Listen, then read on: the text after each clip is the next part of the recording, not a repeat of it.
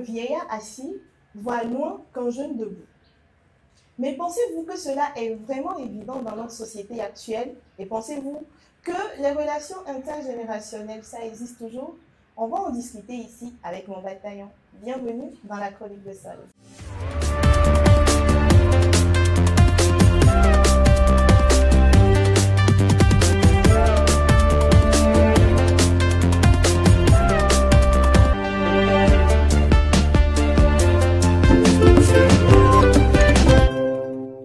Bonsoir à tous et à toutes, j'espère que vous allez bien. Moi, ça va super bien parce que c'est le moment pour moi de vous retrouver et de discuter un peu avec mon bataillon tout en partageant un bon vibe parce que voilà, c'est samedi quoi, tu vois, c'est le week-end. Alors, comment vous allez? Ça va, moi.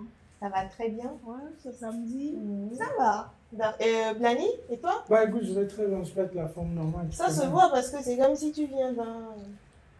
Tiens, non, fifou. Non, merci, tu ne vas pas refuser. Ah. Donc, au cas où il y aurait fifou, n'oubliez pas mon cher Blani. Ouais. Donc, nous sommes dans la chronique de Sol et aujourd'hui encore, nous allons débattre. Nous allons parler un peu des valeurs qui se transmettent de génération en génération, tout en mettant sur le plateau l'ancienne génération et la nouvelle. Vous savez, nous jeunes, on a la bouche, hein, on ne se laisse pas faire, on veut toujours avoir le dernier mot.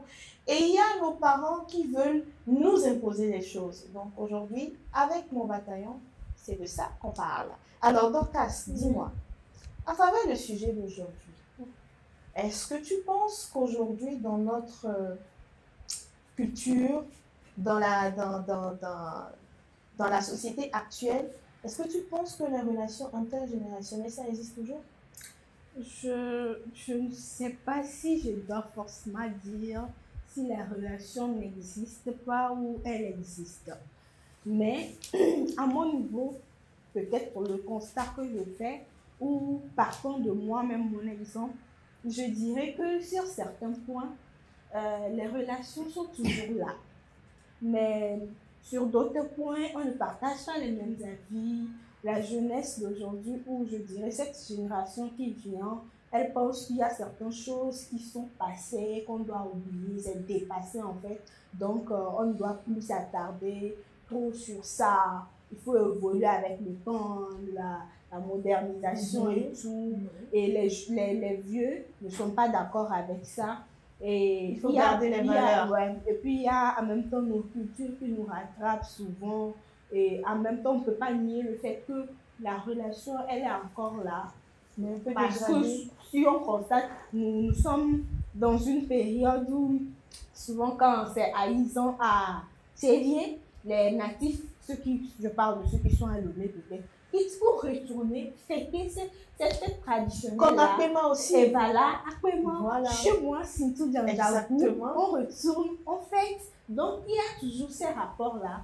On reste quand même lié, attaché à certains de nos valeurs, à certaines de nos cultures, mais sur certains points, d'autres points, comme je l'ai dit, ce n'est pas ça, on pense que c'est dépassé, il faut porter le pantalon sur les fesses, quelque chose comme ça. Est-ce que tu penses que quand c'est dépassé, il faut que l'ancienne génération comprenne que c'est dépassé? Je ne vais pas dire ça tout de suite. On va aller déjà d'abord, d'accord.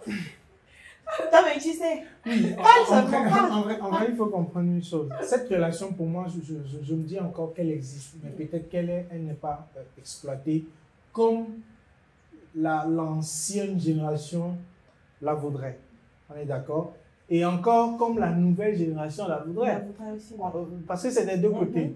Cette relation, si vous parlez de la transmission des valeurs, déjà, une partie des valeurs sont transmises dans l'éducation que les parents donnent à leurs enfants, à la base déjà.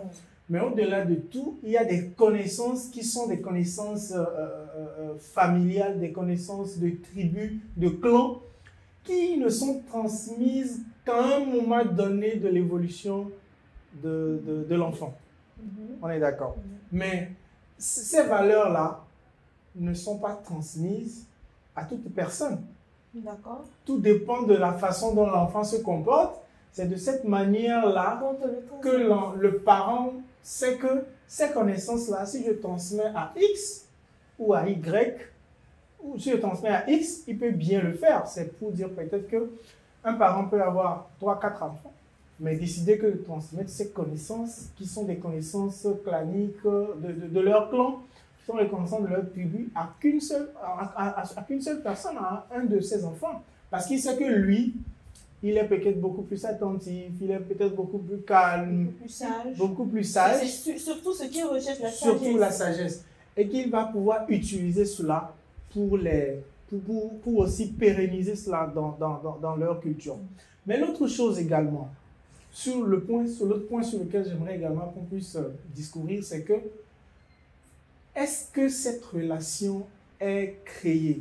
C'est-à-dire, est-ce que les parents ou les enfants, c'est des deux côtés, est-ce que les parents ou les enfants ont cette approche-là de pouvoir entretenir cette relation? Je ne sais pas si tu comprends un peu. Est-ce que aujourd'hui, un jeune a la facilité d'approcher son père ou sa mère et lui poser un certain nombre de questions, par exemple, sur d'où ils viennent, sur leur...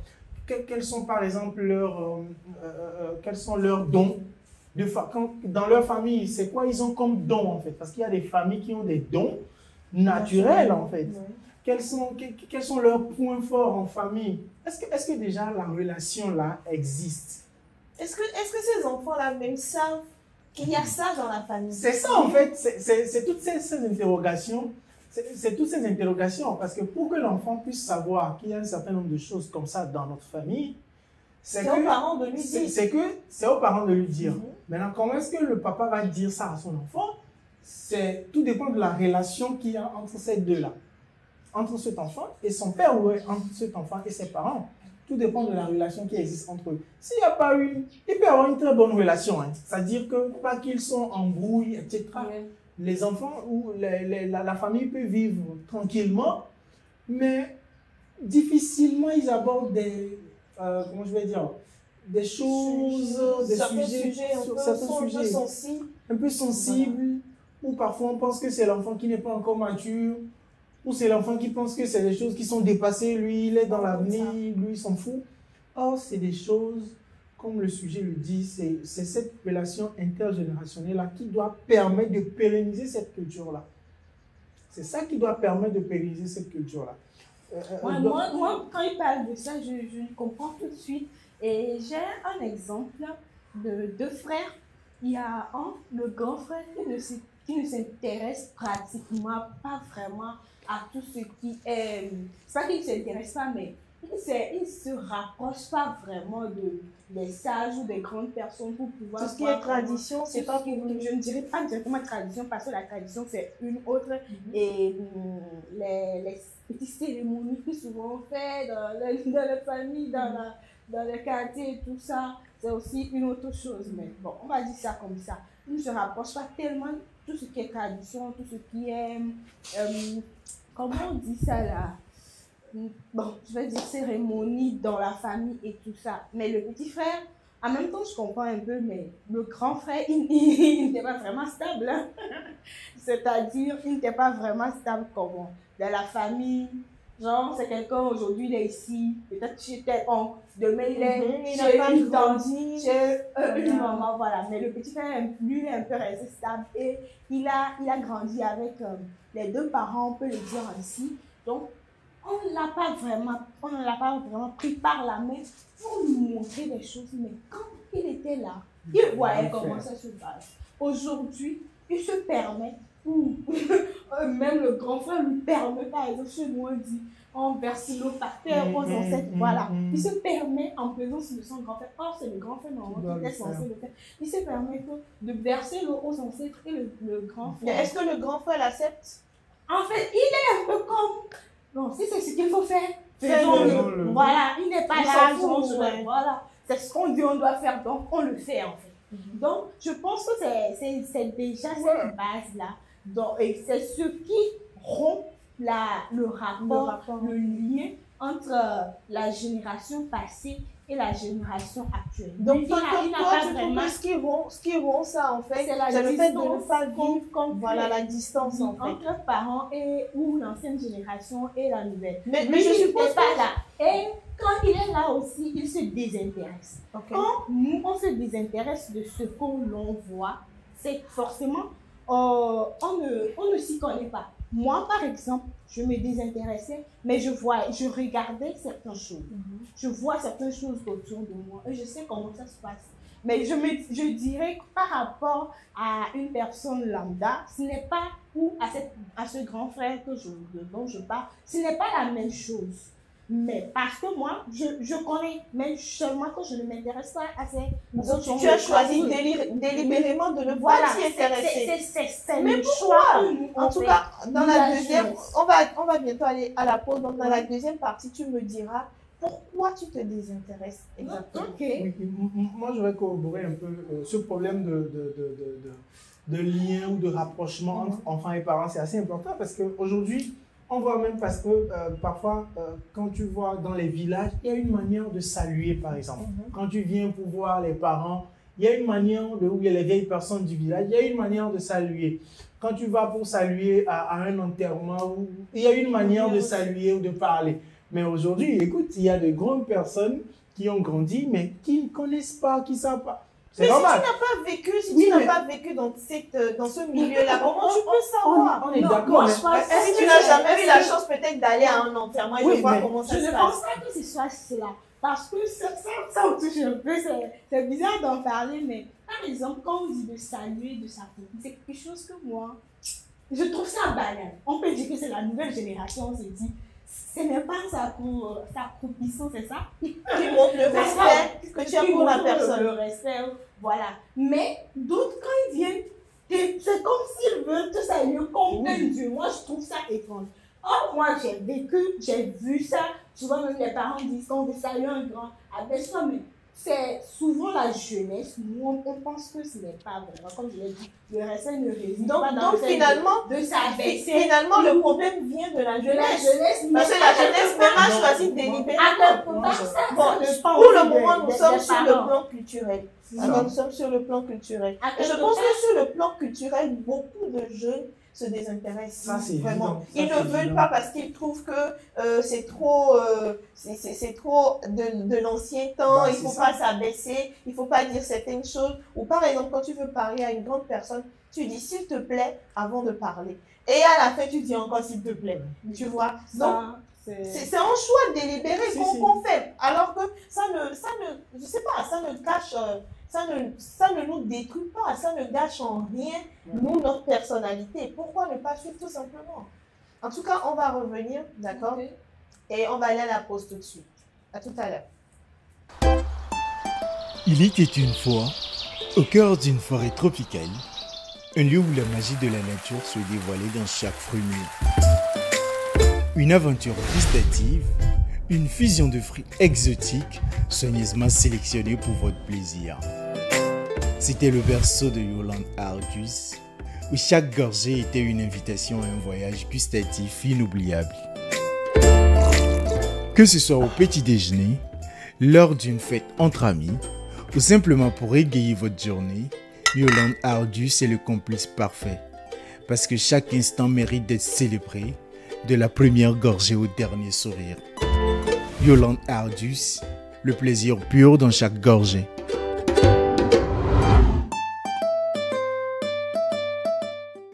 Nous sommes dans la chronique de Sol et aujourd'hui on parle de relations intergénérationnelles. Avant d'aller à la pause, je demandais à Dorcas pourquoi elle se désintéresse de faire ce que sa culture exige. Non, je ne me désintéresse pas, sinon je n'apprendrai même pas. Mais peut-être à quelque part, sur certains points, je suis pas vraiment d'accord. Par exemple, la salutation dont je parlais, tu dis ça, ben je trouve que ce n'est pas... Tu sais c'est quoi ton problème? Ton problème? Non, c'est pas de l'orgueil. Ton problème, c'est que tu te dis, comme on le dit, lorsque la danse, c'est ça, non? La cadence change, la danse aussi change. Oui. Et puisque aujourd'hui les choses sont en train d'évoluer, il y a certaines choses qu'il faut laisser derrière. Parce que tu trouves que c'est banal, ça n'a pas d'importance. Oui, mais en même temps, il ne faut pas oublier que la culture, ça s'impose. On nous a inculqué. Voilà. Ça, mais ce n'était pas forcé, ce n'était pas imposé. Dans certaines familles, quand tu salues un grand, on t'oblige à ta bêtise. Voilà, c'est une imposition. Il faut comprendre que la culture, ça c'est une imposition. Ça n'a pas été comme ça où on t'impose forcément, il faut saluer à genoux et tout ça. Donc, moi, je prends ça comme je l'ai Peut-être que tu as grandi dans une famille où... Voilà. Parce que quand je prends par exemple la tribu des Igbo, quand je prends les Nigériens, quand ils veulent saluer quelqu'un, ils se couchent complètement par terre. Tu vois, la dernière fois, j'avais vu à la télé des vidéos, il voulait saluer son père, mais il s'est couché totalement à terre. Il y a aussi des Noirs qui saluent leur papa. Oui, c'est le nord du Bénin à Paraguay. C'est un peu comme les artistes. Voilà. C'est carrément de la légende. C'est la culture. Voilà. Il faut faire allégeance à la personne. Exactement. Papa et moi, c'est tranquille quand on est arrivé, papa et tout ça. Donc, c'est ce que tu veux, quoi. En vrai, ce qu'elle dit, elle a ses raisons. Aujourd'hui, on comprend que de par l'évolution qu'on a, de l'évolution du monde, on se dit qu'il y a certaines choses que nous trouvons dépassées. C'est nous qui jugeons ça dépassé. Mais en vrai, est-ce que c'est ça? L'autre chose que moi je me dis, au-delà de se désintéresser totalement, il faut quand même avoir une petite connaissance de la chose. Savoir du moins ce que ça se fait comme ci, comme cela, avant de ne pas pratiquer cela. Ne penses-tu pas que le fait de ne pas pratiquer cela nous suit, nous, jeunes d'aujourd'hui? Parce qu'il ne faut pas oublier qu'on est en Afrique. L'Afrique a ses lois, tu vois. Chaque tribu a ses valeurs. Il y a des choses qui vont de père en fils, de mère en fils. Quand tu ne respectes pas, ça peut t'arriver. Après, il y a peut-être des bâtons invisibles qui te frappent. Ce qui fait que tu n'évolues pas. En vrai, je suis totalement d'accord avec toi parce que quand je disais au début, en tout cas j'en ai parlé où je disais qu'il y a certaines choses que les parents attendent que tu arrives à un niveau de sagesse avant qu'on te dise. Pourquoi? Parce que c'est des choses, c'est des engagements que les parents eux-mêmes ont pris sur leur... Parce qu'au-delà, avant, c'était quoi? S'accomplir avant, c'est quoi? C'est protéger sa famille, en fait. Quand tu es chef de famille, c'est que tu arrives à jouer le guerrier, à protéger ta famille. Et protéger sa famille... Quand l'enfant sort les cuits, ça lui, il est poli. Il est poli. C'est l'honneur de la famille. De la famille.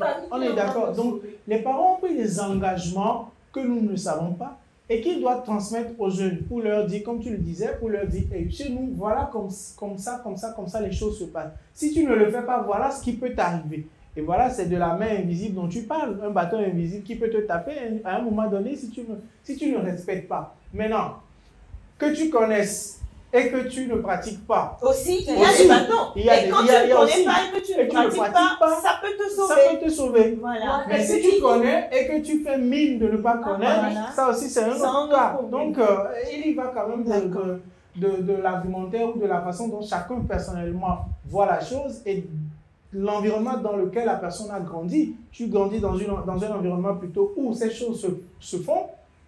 Tu ne sais pas, même si tu n'es pas trop intéressé, tu vas pratiquer un peu avant de vouloir à un moment donné s'épanouir toi-même et de dire non, je n'en veux plus. Non, je pense que c'est vrai que nous les jeunes, on n'aime pas qu'on nous impose des choses. À la fin.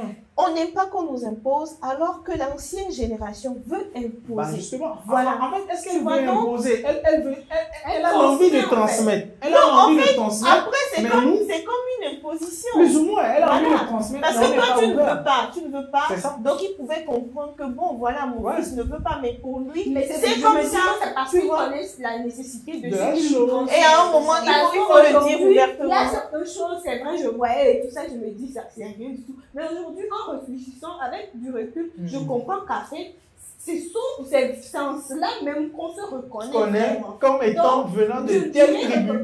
C'est l'enfance ou c'est la nouvelle génération, comme on le dit. Mais aujourd'hui, avec du recul, tu vois ça d'un autre œil. C'est un peu différent. On va vite attaquer le plan professionnel. J'aimerais beaucoup qu'on mette un peu l'accent là-dessus parce que au plan professionnel, c'est un peu compliqué. C'est très compliqué. C'est très compliqué, mais parce que quand tu vas dans les sociétés... Avec le sujet du samedi passé. Voilà. Parce que c'est ce qui fait qu'on n'arrive pas à s'accomplir dans ce pays. Alors, quand on prend une société aujourd'hui, il est très difficile, très délicat pour un jeune de la nouvelle génération qui a de nouvelles idées. qui veut peut-être informatiser une société qui a peut-être 50 ans, qui était là depuis il y a 50 ans. Quand ce jeune vient avec de nouveaux approches, on dit une approche, de nouvelles approches, ils ne veulent pas écouter, ils ne veulent pas accepter parce qu'ils disent, c'est comme ça qu'on le fait, tu dois le faire comme ça parce que tu es de passage. Et surtout quand tu es stagiaire, franchement, c'est compliqué, tu n'as même pas ton mot à dire, tu es obligé de suivre correctement. Comment ils le font. Même, c'est quand ils acceptent que tu sois là. Il faut déjà qu'ils acceptent. S'ils acceptent que tu sois là et qu'ils t'imposent ça, à un moment donné, ils vont te laisser. Donc en fait, tu es là, mais tu n'es pas là. Il faut déjà qu'ils nous laissent, qu'ils nous donnent cette occasion d'être là. Ils ne veulent pas quitter, ils sont là, et ils sont là avec des idées archaïques. C'est ça qui nous tue. C'est ça qui fait qu'on c'est ce qui fait qu'on ne s'accomplit pas. Mais les gens comme planning veulent fuir. Donc, il faut déjà qu'ils nous donnent cette opportunité d'être à côté d'eux, qu'ils nous disent que c'est comme ça que nous, on a pu construire ce que vous voyez aujourd'hui. Avec ces idées innovatrices que les jeunes ont maintenant, en plus de ce qu'eux, ils vont nous transmettre, on pourra mieux faire. Mais ils ne permettent pas, ils ne donnent pas cette occasion. C'est là où quand les lieux sont rompus, on va dire que non, la nouvelle génération ne veut pas suivre c'est pourquoi moi je parle des positions. Ils veulent nous poser en fait. En fait, parce que ce droit d'aînesse là ne leur permet pas de mettre un peu leur ego de côté. Ah, on laisse tomber les se repose. Mais après, remplacer nos parents, que nos parents sont toujours là à vouloir travailler. Comment est-ce que vous voulez qu'on vous prenne en charge? Je suis désolée. Là, ça me révolte. Donc, tu veux qu'il aille à la retraite. Quand il ira à la retraite, là, combien il gagne? Combien il gagne? Il ne veut pas aller à la retraite. On travaille pour les soutenir. Quand on était petits, on ne faisait rien. Ils nous ont pris en charge. Mais toi qui es là, toi qui es là, d'accord? Je suppose que tu te maries aujourd'hui, tu as ta petite famille, tu gagnes ta vie tranquille. Tu es sûr que tu t'occuperas vraiment de tes parents? Parce que là, tu formes ta famille, mais non. Il y a tes enfants, il y a peut-être 5 enfants, ton mari qui est là. Les enfants, pour mon niveau de vie là, je vais là. Il y aura tes frères et sœurs. Quand on va te demander, prête-moi de l'argent, tu vas pas en trouver. J'arrive à me faire une place dans la société ou dans une structure, c'est que mes frères et sœurs, ils ont la même opportunité, les mêmes occasions, les mêmes opportunités de se faire. C'est ton entreprise. Non, de se faire place. On demande à cette ancienne génération de quitter, de laisser cette nouvelle génération venir s'installer, de se construire comme eux ils l'ont fait. On souffre au pays qui va quitter. En vrai, j'aurais commencé en disant qu'il faut à un moment donné comprendre que nous-mêmes nous devons laisser les choses avant que les choses nous laissent. Le truc c'est que... Tout laisse. Le truc c'est que, quel qu'en soit alpha ou bêta, à un moment donné, tu vas te retrouver à être dépassé par la façon dont, le rythme auquel la vie tourne, tu vas être dépassé. On est d'accord. Comment est-ce que les jeunes ne peuvent même pas les enterrer dignement? Oui, en vrai, je suis parfaitement d'accord avec Dorcas sur ce côté-là, surtout sur le plan professionnel. Il faut qu'aujourd'hui, qu'on arrête de dire que la jeunesse n'a pas envie de travailler. Ok, peut-être pas en entièreté sur les 100%, mais une très grande partie, en tout cas la majorité des jeunes, veulent travailler. La majorité des jeunes veulent travailler. Maintenant, il faudrait qu'on puisse accepter la personne, qu'elle soit junior, senior, ainsi de suite, en grandissant. Mais tu ne peux pas quitter ex nihilo pour devenir aussi expert dans quelque chose si tu n'as pas suivi les pas de quelqu'un. Maintenant, quelqu'un là ne veut pas que tu suives, je ne sais pas. C'est ça le problème. Parce qu'aujourd'hui, tu te rends compte, l'âge de la retraite, c'est quoi? C'est 60 ans, c'est 60 piges. Mais demande-moi, combien de personnes respectent l'âge de 60 ans? Le gars finit en 60 ans, on dit maintenant, on lui fait un autre contrat, que ça c'est un contrat, à durée, c'est un contrat à part, quoi, un contrat de prestation. Tu vois, parce que le gars ne peut pas partir. Mais l'autre chose, ça interpelle sur quelque chose, ça interpelle sur la façon dont nous gérons notre carrière. Parce que je me dis, quelqu'un qui a travaillé pendant 30 ans, 35 ans de service, et que tu as peut-être maintenant 60 ans ou 62 ans d'âge, mais tu te résignes à rester à la maison et à bénéficier de tes vieux jours. En réalité, comment on gère nos carrières? C'est ça, ça interpelle sur ce côté-là. Après 30 ans ou 60 ans de service, tu n'as rien sur ton compte. Tu n'as rien. En fait, qu'est-ce qui fait qu'on ne veut pas partir? Parce que c'est l'après-retraite qui est le problème. Voilà. C'est l'après-retraite qui est le problème. Si c'est la passion, je dirais que tu peux rester à la maison et faire des consultations. Mais ce n'est pas la passion, c'est l'après-retraite. Tu te demandes vraiment, si je reste à la maison, je vais manger quoi? C'est ça le véritable problème. Acceptez de recevoir les jeunes qui ont l'envie d'apprendre et transmettez les connaissances. Aujourd'hui, tu te retrouves à voir quelqu'un, un directeur, ou je ne sais pas, d'une société, qui n'arrive pas à former une relève. Tu peux être bon n'importe comment. Si tu n'arrives pas à former ta relève, tu n'as rien foutu de ta génération, dans ta génération. Il faut former la relève en leur montrant les bonnes choses, ce qui t'a fait, qu'est-ce qui t'a motivé, comment tu as fait pour arriver à ce niveau-là. C'est de la même manière que ce jeune-là, en tenant compte de tout ce qu'il a appris chez toi et des réalités de l'évolution de la vie, prendra en compte toutes ces choses et aussi va grandir. Il te montrera, voilà ce que j'ai pu faire. Ainsi de suite. Écoutez, l'autre parlait des stagiaires, etc. Oui, c'est vrai que les stagiaires, parfois, on te fait faire que des photocopies. Mais en vrai, mais il y a d'autres stagiaires qui ont de la valeur ajoutée, qui ont quelque chose à apporter également au fonctionnement. Et que les gens arrêtent de dire que chez nous, là, c'est comme ça on fait. Il faut changer le paradigme. Chez nous, dans la société. Dans la société, là, depuis là, c'est comme ça on fait. Non. Aujourd'hui, sur le c'est comme ça en fait, c'est que ça ne va jamais changer. Ça ne va jamais changer. C'est parce que c'est comme ça que vous avez toujours fait que vous êtes dans cette situation. Non, en fait, il faut comprendre. En fait, comprenez qu'ils ont peur du changement. Quand il y aura le changement, ils n'auront plus leur place. C'est ça, donc, ils veulent garder ce qui était pour qu'ils puissent garder leur place. Oui, il faut accepter qu'il y ait ce changement pour qu'après, quand nous on sera à leur place, qu'on puisse céder la place aux autres. Moi, je pense aussi. Ils ne cèdent pas et que ça reste statique. C'est que nous aussi, on va rester. Tu permets, Solange, que je puisse revenir sur quelque chose. Et ça, c'est dans tous les secteurs d'activité. C'est partout ce dont nous sommes en train de parler là, que ce soit sur le plan professionnel, gens de travail, que ce soit sur le plan de gouvernance, que ce soit la gouvernance des structures, la gouvernance d'un pays, la gouvernance des institutions, c'est la même chose. Nous voyons des gens qui sont là, qui sont bloqués depuis des années, depuis des lustres, qui ne veulent pas céder. En réalité, des gens qui sont pratiquement mourants, qui n'arrivent même plus à tenir sur leurs deux pieds, mais qui sont encore là. Mais en fait, vous savez le grand problème. Et celui, le formateur, il part, tu ne saisis rien.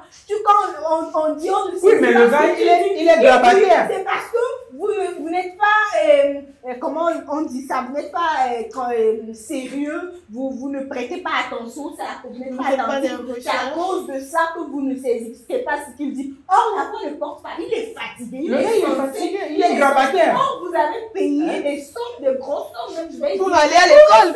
Suivez ce genre de formation. Donc, comment est-ce que vous voulez du changement? Vous savez, moi, personnellement, peut-être que enfin, moi, je me dis, je pense que il y a une éducation que l'ancienne génération devait se faire, c'est que ils devaient préparer leur retraite. En Afrique, beaucoup n'ont pas cette culture-là. Préparer sa retraite, on n'a pas ça. Ce qui fait qu'à 60 ans, tu te retrouves avec 0 francs sur ton compte. Et tu dois aller à la retraite. Bah, c'est ça. Non, mais si je suis à leur place, si j'étais à leur place, je ferais de même. Oui, mais en réalité, c'est ça. Et moi, je ferais de même. Parce que après, je ne veux pas rester à la maison et demander des miettes à mon enfant. Oui. Même si mon enfant gagne des millions. Après, j'aurais honte aussi. Ouais. Tu vois? Mais on n'a pas cette culture-là. On n'a pas cette culture-là. C'est ça, en fait. Je vais dire, quand Blania a évoqué le fait que certaines institutions ou le gouvernement, je ne vais pas trop rentrer dans ça pour qu'on dise qu'on fait de la politique ici, non? Mais il y a de ces personnes-là, en fait, ils sont bien bâtis. Ils ont eu l'occasion de préparer leur retraite. Puisqu'on parle de la peur, parce qu'ils n'ont pas eu à préparer, il y en a. Mais juste parce qu'ils ne veulent pas que cette nouvelle génération découvre les manigances qu'ils ont eu à faire, ils ne veulent pas quitter. Ils sont là-bas, ils ne veulent pas bouger parce qu'ils se disent, si eux ils viennent et qu'ils voient que c'est ce que nous on a fait, ils vont vouloir changer les choses. Ce n'est pas forcément ça. On veut vraiment changer les choses pour que tout soit favorable à tout le monde, pour que tout le monde puisse goûter un peu à ça. C'est ce qu'on cherche, en fait. On espère que ça changera, hein, parce que ça doit quand même commencer de quelque part. Et au moins le fait de trouver la force et les mots pour le dire, c'est déjà un premier pas. Et on espère vraiment que comment ça s'appelle déjà, voilà, cette nouvelle génération et cette ancienne génération arriveront quand même à s'entendre, parce qu'aujourd'hui, franchement, ça ne passe pas. Ça ne passe pas. Et surtout, la dépravation des mœurs aussi, franchement, ça ne passe pas.